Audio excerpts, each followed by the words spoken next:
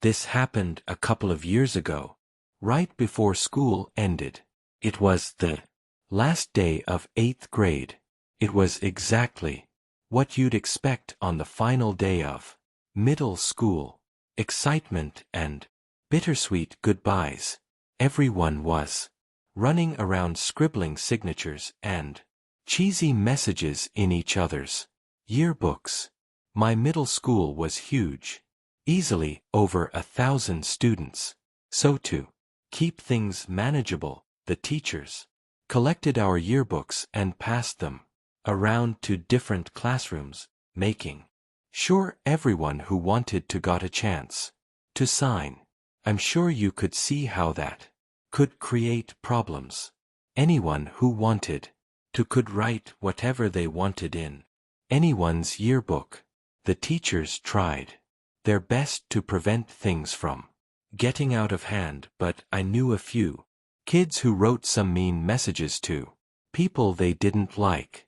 At the end of the day, when I got my yearbook back, I flipped through the pages eagerly, reading all the goofy notes from my friends. But as I scanned the pages, something caught my eye.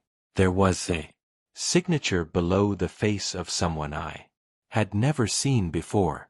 His name was Samuel Robinson III, a name I'm going to remember for as long as I live. The message he wrote was short, simple, and honestly a bit unsettling. It read, "Hags, I'll be seeing you again."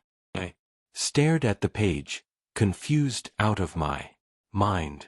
I'd never even spoken a single word to this Samuel kid. It wasn't like there was anything I could do about it, though. The school year was over, so I couldn't see him even if I wanted to. I just chalked it up to some weird kid being weird, or maybe an honest mistake. Either way, I stopped thinking about it.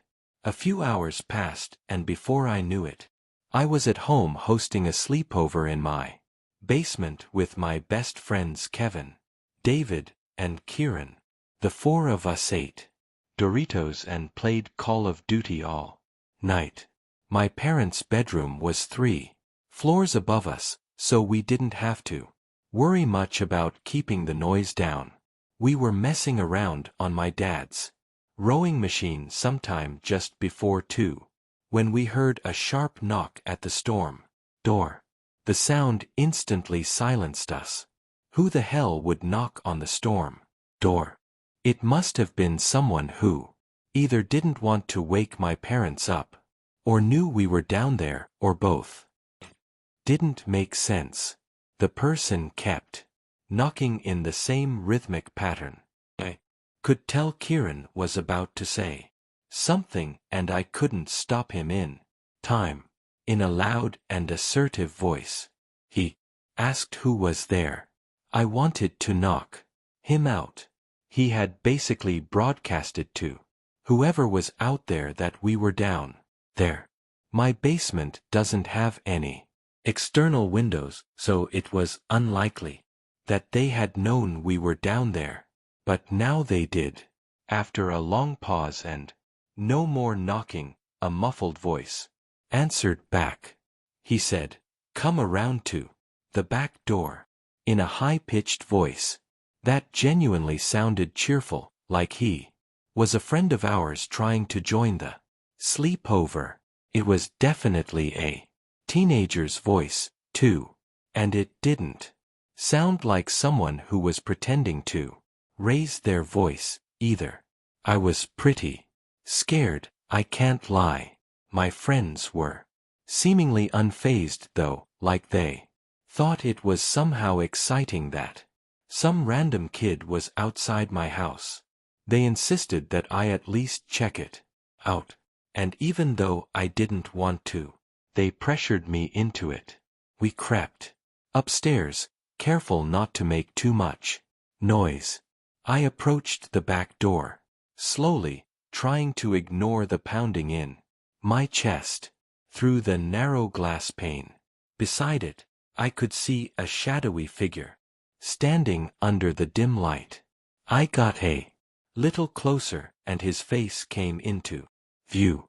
My jaw nearly hit the floor when I realized who it was. It was him. It was that kid Samuel Robinson III who had signed my yearbook. My friends went to go open the door. God knows why, but I stopped them saying I knew who it was. I explained to them what had happened, and that changed their mood a bit.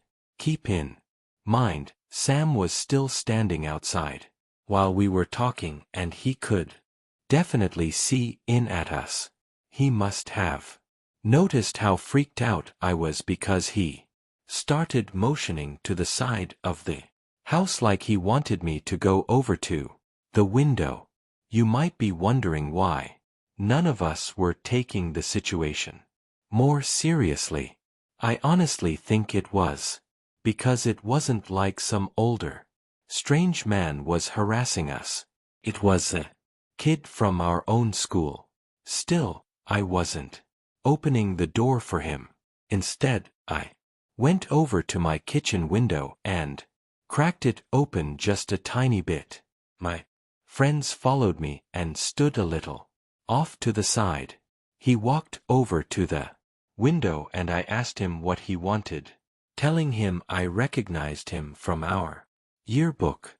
He said, "Oh, so you got my message," and introduced himself as Sam. Then he went on to say he always watched me from afar, that we could have been good friends.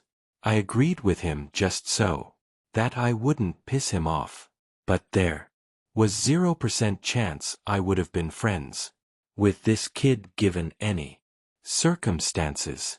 I didn't want to press him right away, but I had to know. So, I asked him how he knew where I lived. He didn't respond, and I didn't know what to say. Before I could de-escalate the situation, David called him a creepy stalker and told him to piss off. Sam's smile disappeared. He tilted his head, like he didn't understand what David had just said.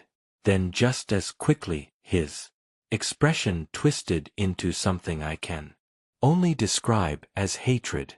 He went from passive and honestly kind of friendly to aggressive and angry.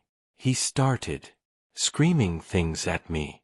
How he hated my friends and thought we should all die. How my ex hated me and random stuff he had no right knowing. He reached toward the window and tried to force it open, but I jammed it shut and locked it. He started snarling at the window and banging on it like an animal. He was 2 seconds away from shattering it. I'm telling you, we must have caused quite the commotion because my parents came rushing down the stairs demanding to know why we had woken them up. That's when Sam ran away. I told my parents what happened as quickly as I could, and my dad raced outside in his underwear. He came back a few minutes later saying he had no idea where the kid went. I'm not sure why, but my parents didn't call the police. They just told us to go back to sleep and they deal with the school the following morning just to give the kid the benefit of the doubt. The next morning, they contacted the school. That's when we learned the disturbing truth. Sam had been expelled a few weeks before the year finished and he shouldn't have ever been at the school. On the last day, apparently, the yearbooks were printed before his expulsion, which explained why his picture was still included. That meant he had snuck into the school somehow, just to write me that message, which freaked me out beyond belief. Despite working with the school to find out more, nobody could track Sam down. It was like he and his parents didn't exist. The whole thing was a pretty big deal, but the school did what they could to keep things under wraps. To this day, I still have no idea how he knew where I lived. That's what freaks me out the most. The running theory is that he was a mentally challenged and troubled young boy who took a strange liking to me for whatever reason, and then he stalked me for who knows how long. My parents were worried for weeks. It's something we don't talk about anymore because it's just uncomfortable. But living in that same house has never felt the same ever since.